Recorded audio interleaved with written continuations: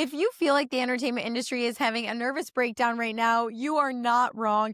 In the span of a few days, Netflix won a bidding war to buy Warner Brothers, the home of Harry Potter, DC, HBO, all of it, in a deal worth more than $80 billion. And just when Hollywood started processing that, Paramount was like, actually, wait, not so fast, and launched a $108 billion hostile takeover to rip Warner Brothers away from Netflix. We now have a streaming giant, an old school studio, Jared Kushner's investment fund, Middle Eastern sovereign wealth money, the Trump White House, Hollywood unions, and antitrust regulators all circling the same deal. This is not just another merger headline. This is a knife fight over the future of Hollywood. Today, we're going to break down what is really going on and what does this mean if you're an actor, a writer, or a creator trying to build a career in this mess. Let's get into it. Hey everyone, welcome back to Ashley B TV. I'm a former TV news reporter who takes you behind the headlines, and I help creators break through the noise, own their story, and step into their power. If you haven't already, meet my little baby Coda. We have to put Coda down because even though he is a star, he definitely is not a star who likes to, he didn't sign up for this life. Also, I want to introduce you to our new little studio that we built out. If you guys want a little studio tour, let me know. I do want to give you a little sneak peek because my company is called Beekeeper Media, where we help you create buzzworthy content that stops the scroll. Look at these fancy little honeycombs. I would say I was gifted them, but I wasn't. I bought them myself. Hashtag buy your own flowers. Am I right, ladies? Anyway, let's get into the story because it is the wild, wild west right now when it comes to Hollywood. It is wild for someone like me to see, who's worked in Hollywood for over a decade, over media for over 15 years. It's crazy. And in fact, I just keep hearing from Hollywood, media friends, actor friends, writer friends, the industry is in turmoil. And this story really stopped me in my tracks because as someone who's auditioned for these networks, worked for these networks, I've seen how quickly the ground can move underneath your feet. What's happening with Netflix, Warner Brothers, and now Paramount, this is one of those everything is shifting type of moments in Hollywood. The creator economy is about to change forever as we know it. So here's what we're going to unpack today. What's the original Netflix Warner Brothers deal? What does it actually mean? How Paramount crashed the party with a hostile $108 billion bid, why actors, writers, and crews are quietly freaking the freak out, the wild political layer, Trump, Kushner, and antitrust alarms, ? And most importantly, what all of this means for you as a creator or anyone building a digital career. Let's rewind and start from the beginning. So this isn't new to a lot of industry people. For years, people have been asking, is Netflix ever going to buy a major studio? On December 5th, that question basically got answered. Netflix and Warner Brothers Discovery announced a deal where Netflix would buy Warner Brothers Film, TV, and video game studios, HBO and HBO Max, DC, and their huge libraries for around $72 billion in cash and stock, valuing Warner Brothers Discovery at roughly $82.7 billion. Now, the plan was Netflix gets the crown jewels, right? I mean, it's Warner Brothers Studios. That's massive IP library, HBO, DC, and the global distribution machine. Warner Brothers spins off a separate company called Discovery Global to hold the old school cable networks and Discovery Plus, so Netflix doesn't have to deal with the legacy TV baggage. In other words, Netflix isn't just a streaming content platform anymore. It is one of the biggest content factories on earth. So for Netflix, this is the dream. They go from the outsider tech company Hollywood resented to officially the powerhouse studio and platform, all in one. For everyone else, it sets off ding, ding, ding, alarm bells. Consolidation, job cuts, less competition, bigger leverage over talent. Hollywood unions and lawmakers were already criticizing the Netflix deal, warning it could mean fewer jobs and higher prices for consumers before this story even escalated. And if that wasn't dramatic enough, Paramount crashes the party. Fast forward to today, December 8th, Hollywood is still catching its breath from this Netflix news, and Paramount shows up like the ex in a rom-com finale, except with a $108.4 billion check and a letter to shareholders that basically says, don't marry Netflix yet. Here's what Paramount's Skydance, run by David Ellison, is doing. They launched a hostile all-cash offer, about $30 million per share, which works out to $108.4 billion. That's roughly $18 billion more in cash than the Netflix offer, which is a more complicated mix of cash and stock. They're going straight to Warner Brothers Discovery shareholders because the Warner board already said thanks, but no thanks multiple times. And the financing, buckle up, folks. This is where it gets wild. The bid is backed by the Ellison family, as in Larry Ellison, Oracle billionaire, and David's father. Private equity firm Redbird Capital, Jared Kushner's firm, Affinity Partners, sovereign wealth funds from Saudi Arabia, Qatar, and Abu Dhabi, plus tens of billions in bank debt. Paramount is saying our deal is clearly better for shareholders because it's simpler. It's all in cash. We own everything, including the cable networks Netflix doesn't want. We'll be a champion for Hollywood talent. Wow. Blink twice if you believe that. Theaters and consumers will actually compete with Netflix instead of handing them the keys to the kingdom.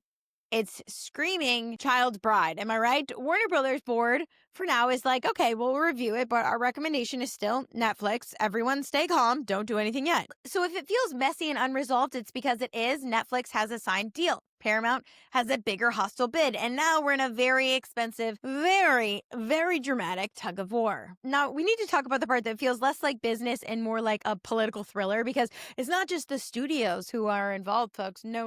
You have Jared Kushner's investment firm helping finance Paramount's bid, Saudi and Qatar sovereign wealth funds putting in money, and President Trump himself weighing in on the Netflix deal, because that's what a president should be doing. According to Reuters, Trump has reportedly raised questions about Netflix's bid and met with Netflix's co-CEO, Ted Sarandos, essentially pushing for Warner Brothers to go with the highest bidder. So now you have a sitting president, the president's son-in-law, the Gulf Sovereign Wealth Funds, Larry Ellison, Netflix, and Paramount all tangled in who gets to own one of the most influential media companies on the planet.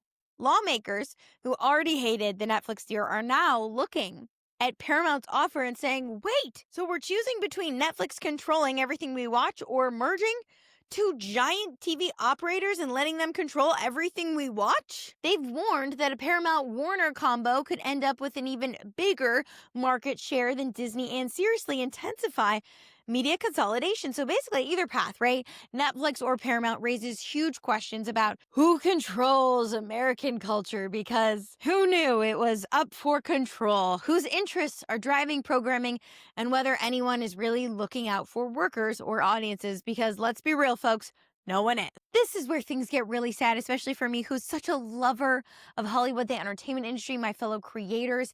And we have to zoom out right now because the people who actually make this stuff are going to be affected the most. That's the actors, writers, directors, below the line crews. They're not sitting there thinking, ooh, wee, $108 billion, how exciting. They're thinking fewer decision makers equals fewer buyers for my work. Bigger companies equals more leverage to cut costs.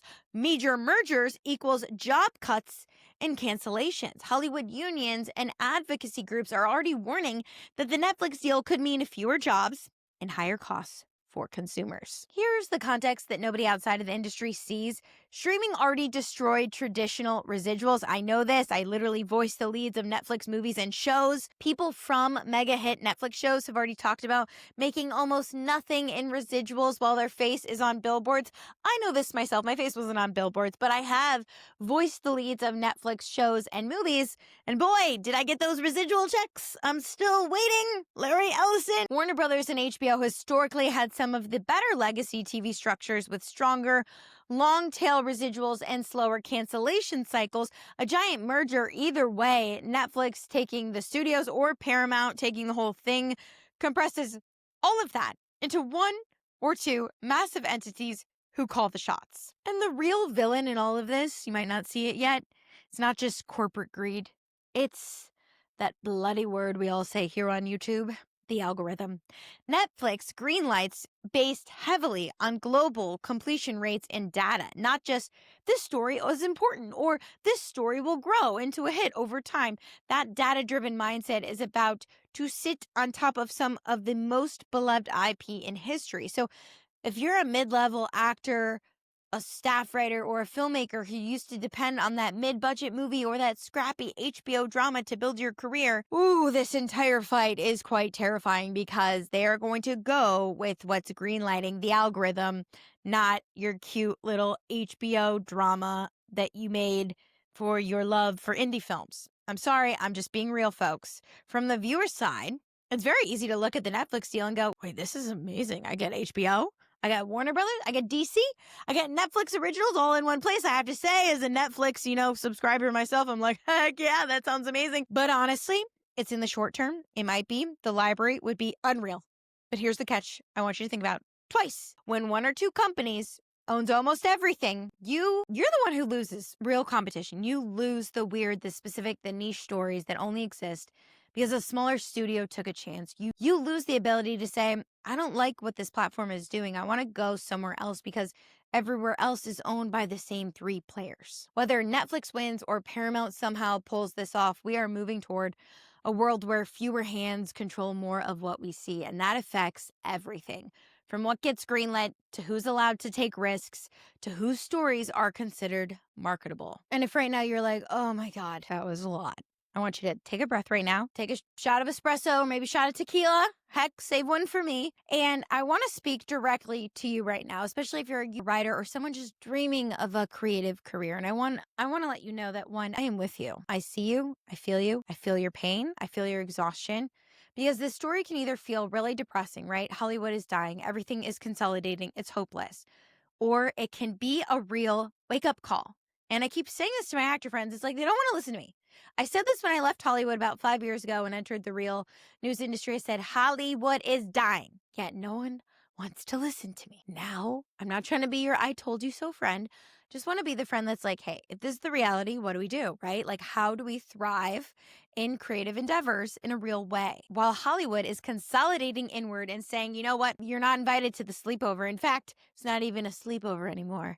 Jill only gets to stay till 5, and Susie only gets to stay till 2, and no one is allowed to have a pajama party in the basement. Millennials, am I right? Butterfly clips, Lizzie McGuire, movie, obviously, Viva La Roma. They're saying, the creator economy is exploding outwards. Netflix and Paramount are fighting over who gets to own the old system, right?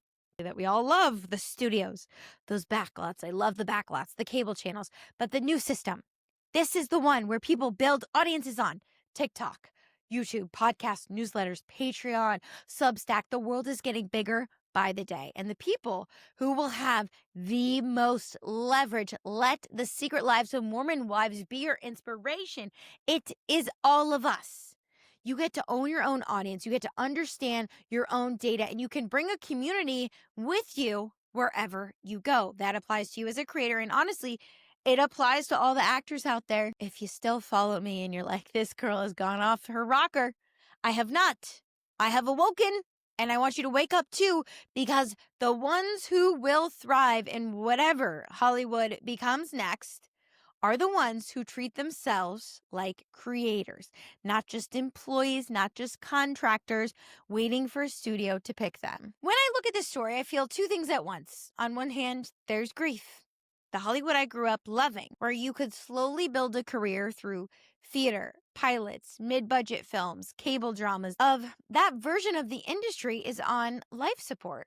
On the other hand, there's this weird, stubborn hope because we are not living in an era where studios are the only gatekeepers anymore. We really can pick up a camera, pick up our phones, build a channel, tell our stories, reach people directly without asking Netflix or Paramount or anyone else for permission. So as these massive companies fight over Warner Brothers and lawyers argue about antitrust and presidents weigh in, can't believe I just said that.